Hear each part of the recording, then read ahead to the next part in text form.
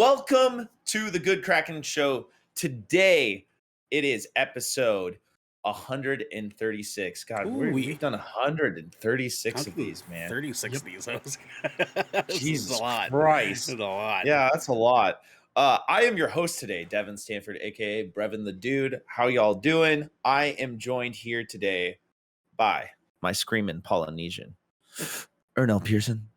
How you doing? How's the shrines on the motions? They're good. I actually a little thing for you guys really quick. Yesterday I was not yesterday, maybe yesterday, Sunday actually. Sunday, I was out in Vancouver with my band guys, and my vape shop is out there that I hit on my way back home. So I get my little extra puffy puffs. You know what I'm saying? B Cross, what's happening, Blake? How you doing, dude? And on my way out of the vape shop, I usually notice this like video game store that I see like 2 doors down from my vape place. Not 3. And I've never been in there before.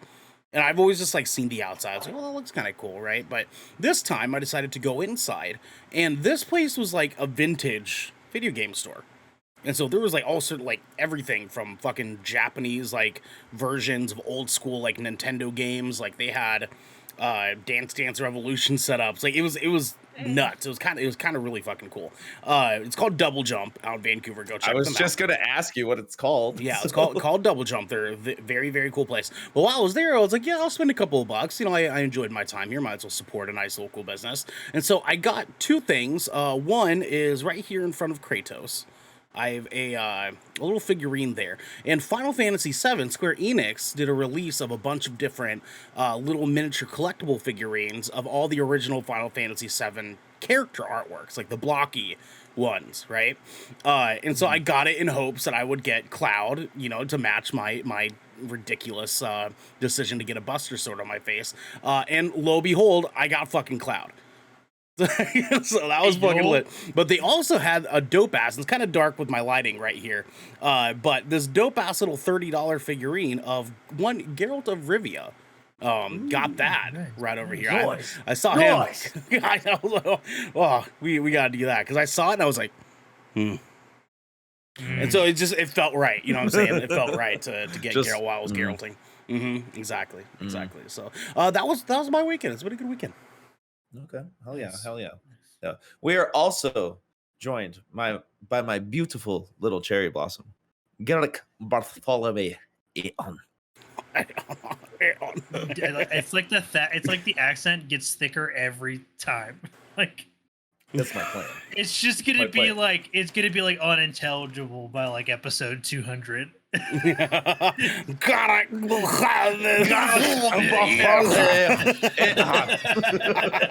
It's like East Scottish very, very quickly. Like, because you guys remember the Scottish guy in that movie with DJ with Dwayne the Rock Johnson and the dude from American Pie who fuck Stiflers. It's Stifler. Is it The Rundown? Is it The Rundown? Yeah, The Rundown. The Rundown, yeah. The Rundown. I've seen that. Remember, he beats people with a 2x4. Yeah, he has a 2x4. He just beats the shit out of people. But they have a Scottish pilot in it that sounds exactly like and it's like an ongoing joke in the movie where they like cannot understand shit this dude is saying. You know what? I actually liked that movie a lot when I was younger. I watched it so much. It was a good movie back in the day. Yeah, dude. Sean William Scott. That's it. That's it. Yeah. Great work. And have you guys seen The Goon?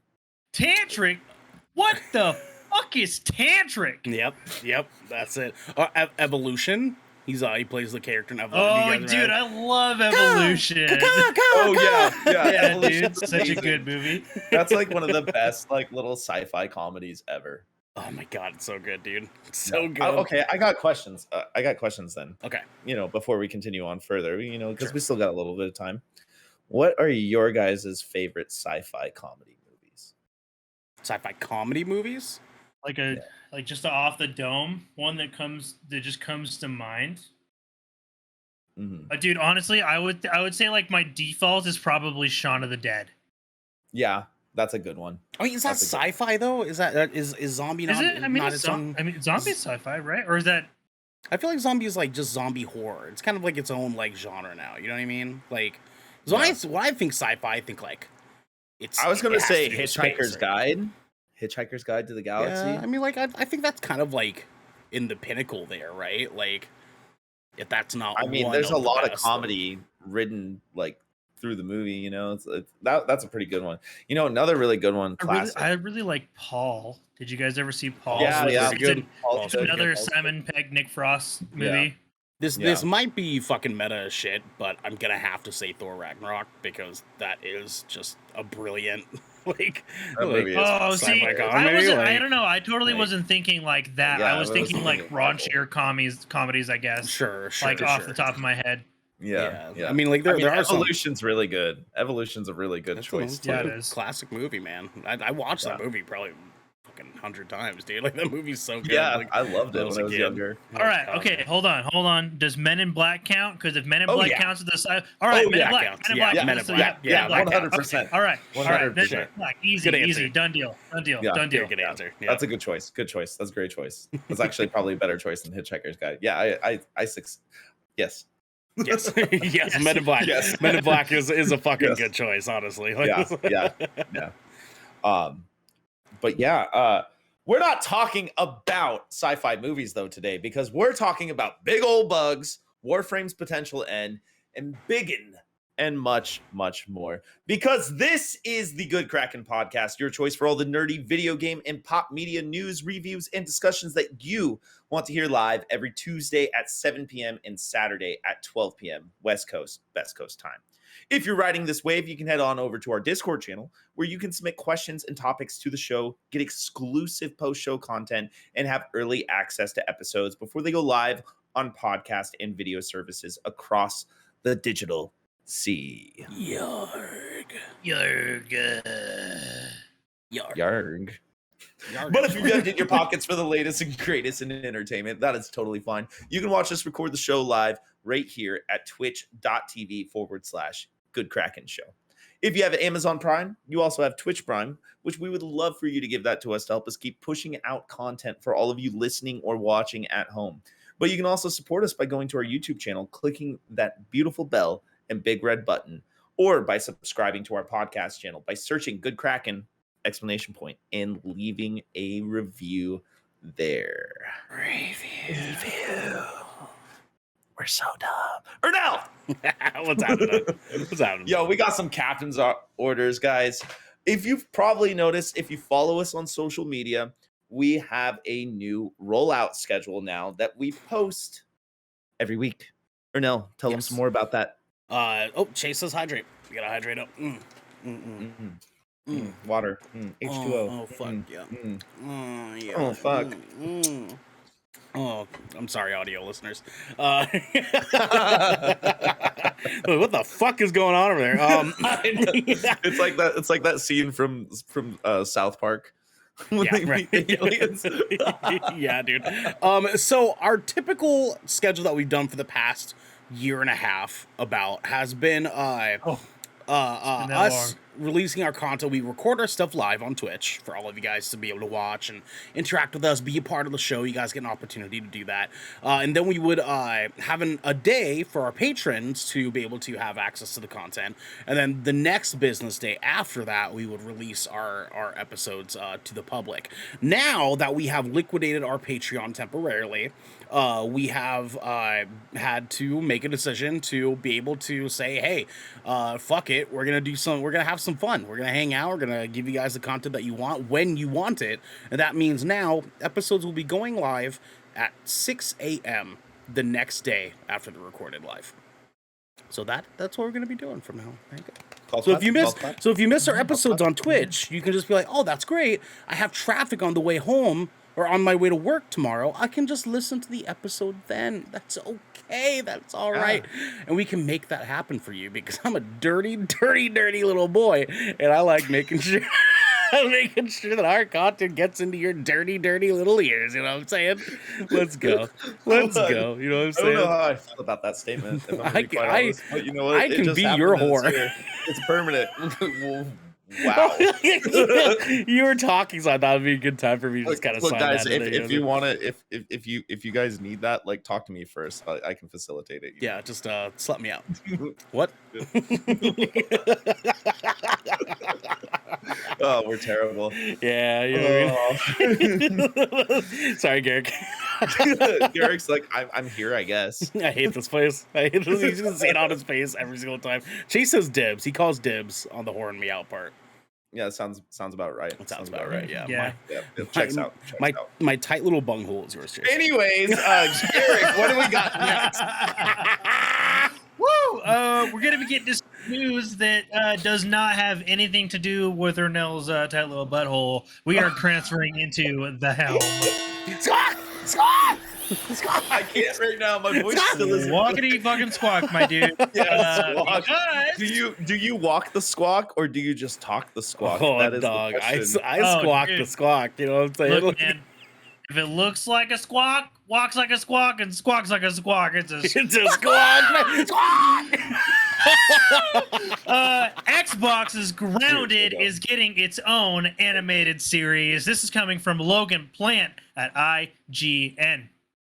The report says the series will exist in the same universe as the game, following 4 friends that discover shrinking technology that make them 2 inches tall. While fighting to survive the backyard, they also uncover the corporate conspiracy threatening their hometown. Star Wars: The Clone Wars writer Brent Friedman is attached to the adaptation. Breen Goodrich, who previously worked on the Halo video game series, is set to direct. Grounded makes another adaptation of an Xbox property, joining the likes of this year's Halo television show, which is already renewed for a second season. As for other properties owned by Microsoft, we know there are adaptations in the work for Minecraft, Fallout, and more. So, this I think could be really good. Oh, dude, it's literally just going to be it's like look, that they cannot in good faith say that this is not influenced by Honey, I Shrunk the Kids. Oh. You can't. It's a fucking lie. That's basically it. Yeah, that's basically it. It's just Honey, I So Shrunk the like Kids. it's gonna be like a modern take on that. I'm hoping with like probably like, you know, a more kid focused like perspective and twist rather than being like from the adult perspective. I think it'll be really quite exciting. Me too. With the CGI technology and stuff we have these days, it could look really good. And like the insects in that game are already freaking terrifying. So Can we play that? Oh, we do need to play that game. We do need to play that. we just need to wait like 2 months and play the full release of the game in September. Right before the movie. Exactly. Yep. Or the show. Yeah, excuse me. Imagine a beautiful, perfect world in which Xbox's Grounded gets announced as a hit animated series, right? And one of these characters is voiced by one Rick Moranis from Honey, I Shrunk the Kid. That's what I need. That's what I need right now. Rick Moranis, I've been watching you, okay? I'm in. Give him a cameo and he can voice the dad that's like of one of the kids or something. Well, you guys remember like early last year when like he was like out in a restaurant and someone punched him in the face and like dude, who the fuck beats up Rick Moranis, man? Fuck fights Rick Moranis, dude? He's never done anything to anybody besides shrink his own kids, and then he saved them after. So does that even count? You know what I mean? Yeah, man. It doesn't. He's still count. fucked up. He's still fucked up. Yeah, those kids got the memories. I mean, traumas. I mean, memories of a lifetime. Traumas. I mean, I am excited though that we have Brent Friedman writing on it because I mean Clone Wars. Oh, was the Clone Wars. Yeah. Mm-hmm. Chef's kiss. Mm-hmm. Chef's kiss. Goddamn. So, yeah, that's. I think it's all good news. They also mentioned Halo in this article. Halo had its moments, but goddamn, does season 2 have to be a redemption season? Holy shit! I don't think it will be, unfortunately. Like I know. haven't even watched it. Yeah, I mean, like I watched enough bits and pieces to kind of get the idea of like, yeah, this is just modern day Stargate, and that's fine for people that want that. I did not. I never thought of that. That really is what it is. It's just modern day Stargate SG-1, That's and that's so on the nose. And Stargate was That's tight. so on the nose. It was super tight in 1998. You know what I mean? Like, it was super Yeah. fucking sick back in the day. And this, I mean, like, it did. Devin's right though, right? Like, it did have some sick ass parts. Like that final fight scene in the final episode was not only that, but like so fucking good. the fight scene in the first episode was episode 5 had a really epic moment too. You know, when and just like I will say some of the CGI in that too, especially with a lot of the Covenant. Yeah, dude, the Very Covenant aliens look very, very good. I just wish it wasn't fucking thrown to the side for, you know, fucking Spartan armor kind of looking like rubber. Sometimes, Kevin Feige, can you just come help with everything, please? Yeah, can we just get a little bit of Kevin Feige and everybody? You know what I'm saying? I am stoked about Fallout as well. I am stoked about Fallout because we have Amazon at the helm for that one. Yeah. If I remember correctly. I'm choosing to ignore. But you know, the new Lord of the Rings show looks very promising. The Boys has been fantastic. And if they like cultivate any of that writing and that style from The Boys into Fallout, I think that'll be something really good. Oh, dude, I mean, even the Tomorrow War, right? Like the production scale of that was fucking superb, surprisingly good.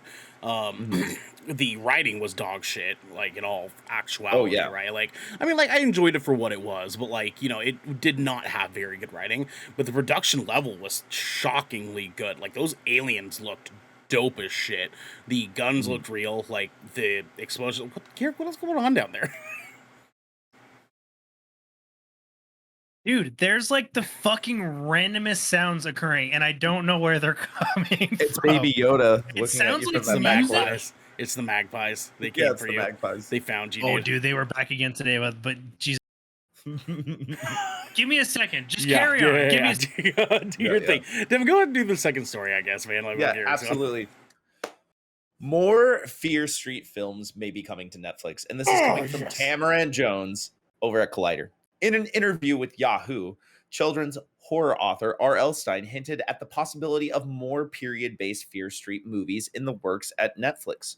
Following the interview on July 18th, Bloody Disgusting cryptically confirmed the return of the cursed town of Shadyside, teasing that the film or films may not be too far off in the future.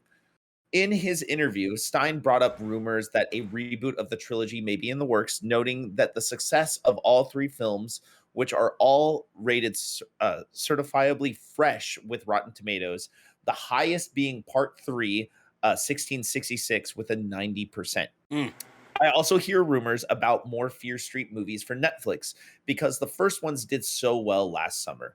Those films kind of shocked me because they were all R-rated, and I've never done anything R-rated. All those teenagers were getting slashed. I was like, suddenly I have a slasher movie. In response to Stine's statement, Bloody Disgusting confirmed these rumors by saying, quote, "These rumors are in fact true, and that Netflix is very deep into development," end quote. While there's no official word on how deep into development Netflix is, nor whether this means fans will be getting another entire trilogy, the confirmation is exciting and something to look forward to. Let's fucking go, boys. Yo. Oh, shit. Fear Street was so good. All those movies were so dope, dude. Garrick. I haven't watched them yet. Oh my I've God. seen them all. And sure, Damn it, God damn it, man. Look. There was like a period of my life where you just did not do anything. Yeah, dude. Yeah, it was. I like ignored Netflix for like a whole year. You just woke up in the morning, a big stretch. Oh yeah, fuck that. And then went back to bed. And then you just went back to bed. Exactly. Yeah, dude. But like, I don't know what it was. We've always had it. I've never not had a Netflix subscription, but there was like this weird period of time where like I was not using Netflix or like watching any Netflix original content just for like, I didn't even know. Like, I was just like, fuck Netflix. Like, I wasn't vibing like with what they had on their catalog. And I'm like coming back to a lot of it now. And I'm just like, this is also good. But dude, there's just been so much stuff I've slept on. Like I just finished Love, Death and Robots. Like I'm catching up on The Boys. I know that's Amazon, but like I'm also like I'm starting Black Mirror now. Like I just started the Sea Beast. I haven't watched that all the way through. Damn. Like, dude, like there's so much freaking stuff on Netflix that I just haven't watched, man. You're in for such a wild ride. You didn't even watch fucking Breaking Bad yet, did you? Did you? I haven't watched God damn it. Damn it, I Garrett. haven't watched Breaking Bad. Damn dude. it, man. That's fine. You do have to finish are Black Mirror you? first. You do have to finish Black Mirror first. Did you watch the Defenders series, like all of them on Netflix? On Netflix? Oh yeah, yes. Okay, Marvel's okay, like I never sleep on Marvel content. That's like the Okay, like my that's one good. rule. I don't sleep on. Yeah. Daredevil and Punisher. Mm. So So with that said, though, because they're obviously kind of doing like period pieces with these movies. Mhm. What do you guys see them hitting on next, right? Because before it was like they started in like the 90s, moved their way to the 70s, then they moved their ways to 1666, right? So like what do you guys think they're gonna do for this next one? What if they touch on a different curse? Yeah. Do you think, what if they did something from like early 2000s and then went to 1980s? I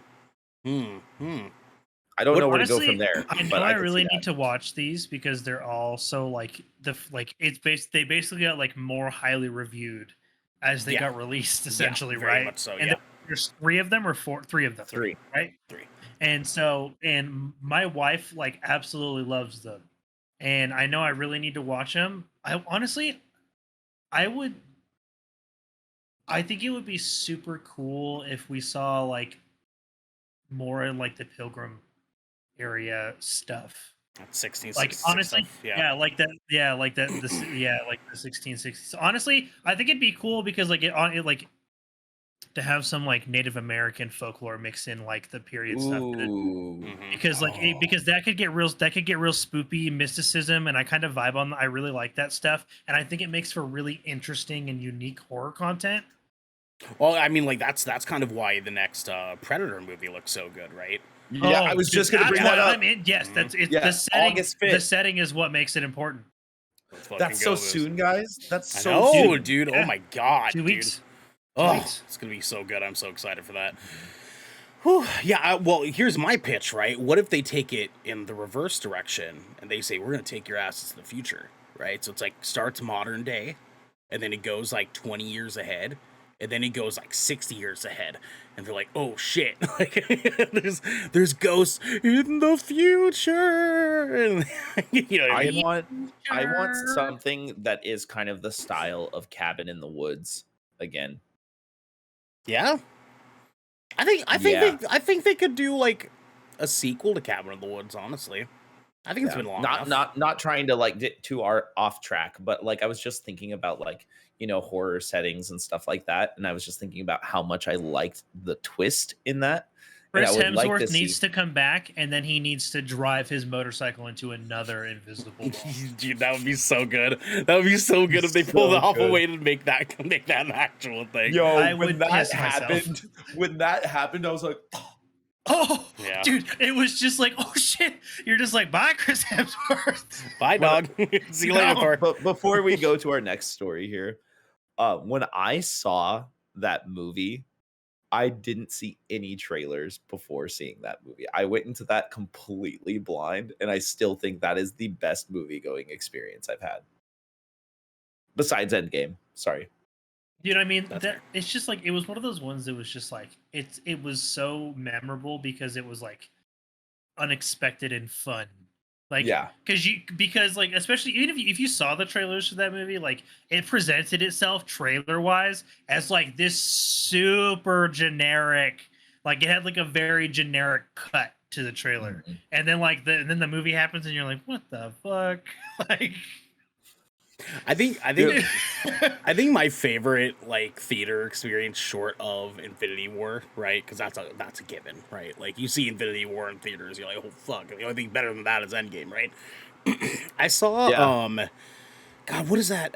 Is it Due Date with Robert Downey Jr. and Zach Galifianakis? Zach Galifianakis. Yes. Yeah. So I remember that movie. I saw that. You better check yourself.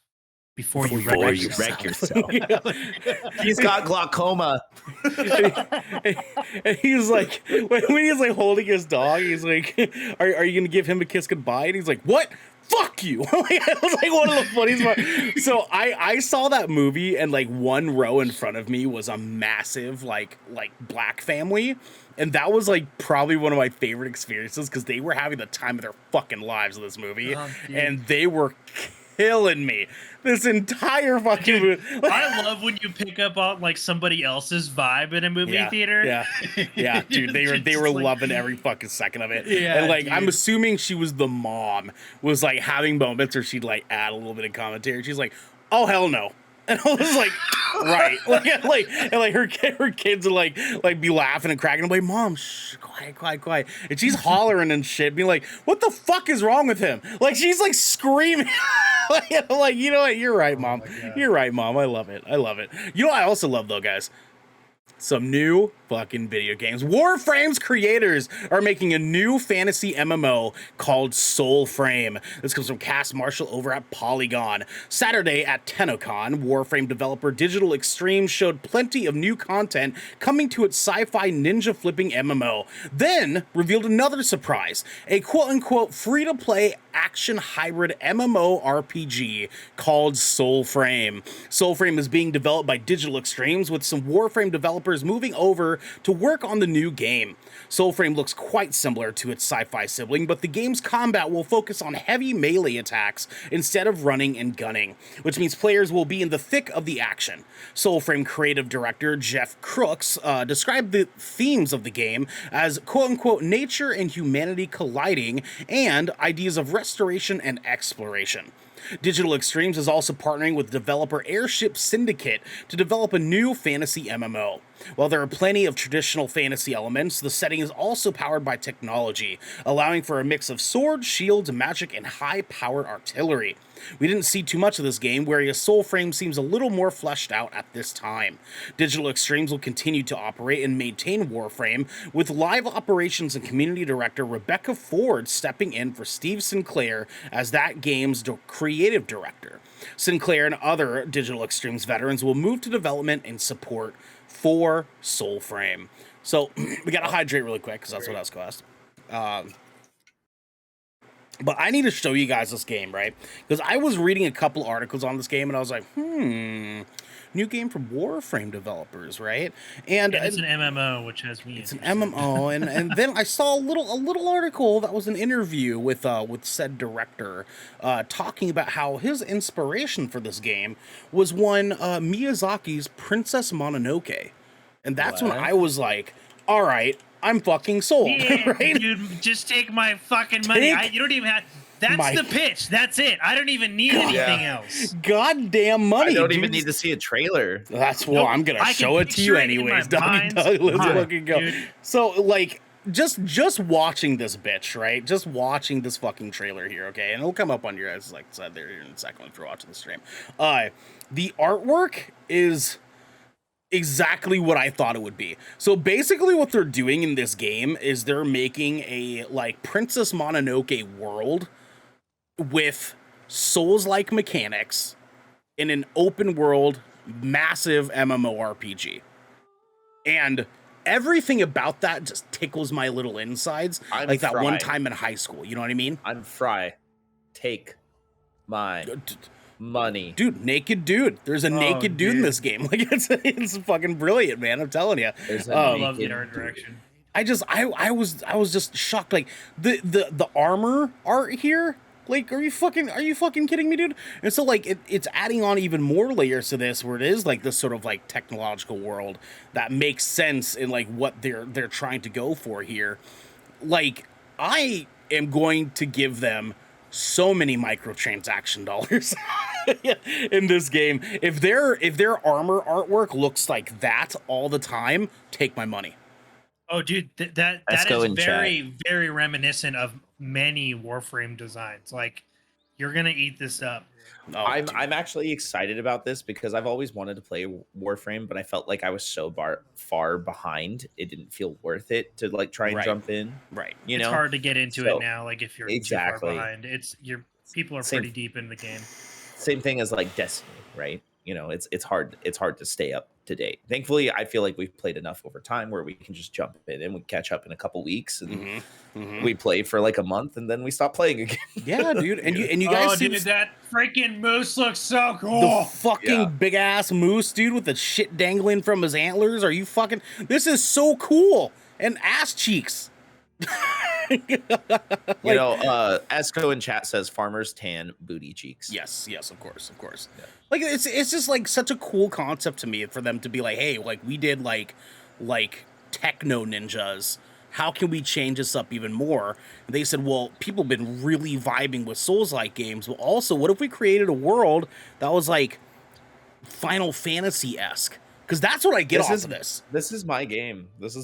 Dude, like this kind of the art and like the overall aesthetic reminds me a lot of Greedfall. Did you guys ever play Greedfall? I haven't played it, but I've been curious in it, but I saw somebody, like I had an old roommate that played it, and it was very like I saw a lot of buggy issues with it, and I was like, oh, I'm not gonna play that game. Yeah. You know what I mean? Yeah, That's pretty much what happened. I gave it a shot too early because it was still like kind of broken, like way back in the day, and it didn't like have a whole lot like from the jump. It's like a solid 7 game, honestly. For sure.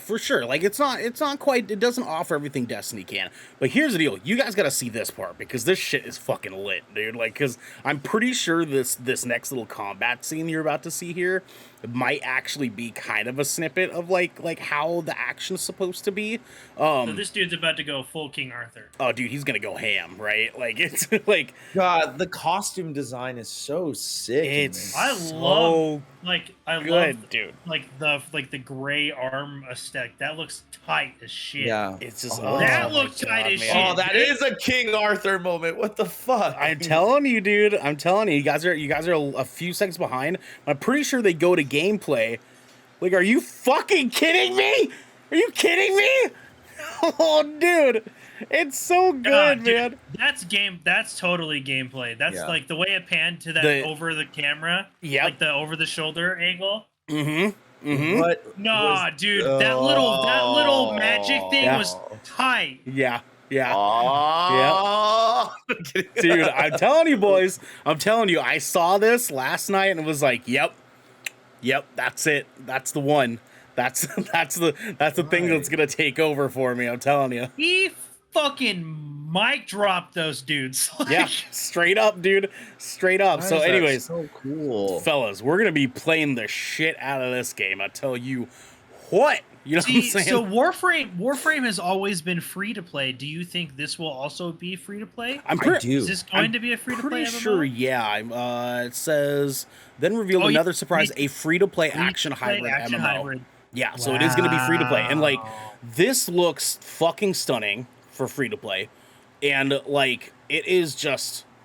I can't think of enough accolades to fucking give this presentation. Like everything about this has me fucking. Oh my sold. God, that's like you got me interested wolf, for sure, dude. Mm-hmm. I love that. I love that is like the art direction. Like even the logo, even the fucking logo, and they put birds. They put a bird on it. Yeah, like, yeah. all the time. There's like bird on that I love bitch. well, and like, did you notice that like the magic that came out of his hand, like that, like out of his little gauntlet or whatever he had, had like it was like a sparrow shape. Yeah. Oh, dude. Yes. Okay. Yeah. So, that's right.